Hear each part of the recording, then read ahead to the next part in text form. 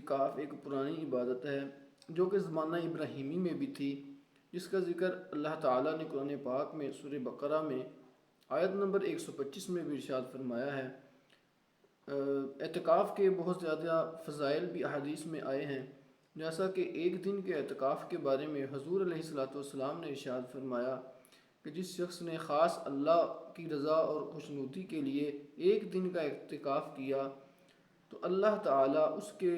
درمیان اور اس کے اور جہنم کے درمیان 3 خندقیں حائل فرما دے گا، جس کی مسافت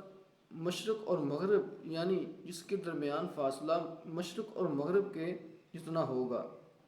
بلکہ اس سے بھی زیادہ ہوگا۔ اور حضور علیہ الصلوۃ والسلام نے ارشاد فرمایا کہ جس نے 10 دن کا اعتکاف کیا وہ ایسے ہے کہ جیسے اس نے 2 حج اور 2 عمرے ادا کر لیے۔ اسی طرح حضرت عائشہ صدیقہ رضی اللہ تعالی عنہا فرماتی ہیں کہ حضور علیہ الصلوۃ والسلام نے ارشاد فرمایا کہ جس نے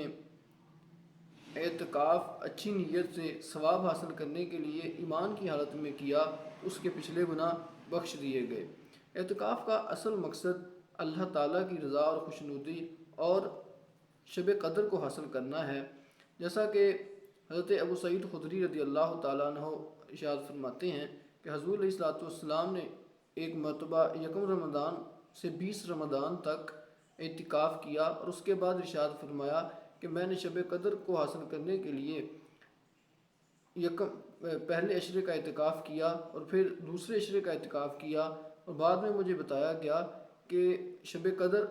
آخری عشرے میں ہے، تو اب جس نے میرے ساتھ اعتکاف کرنا ہے وہ کر سکتا ہے۔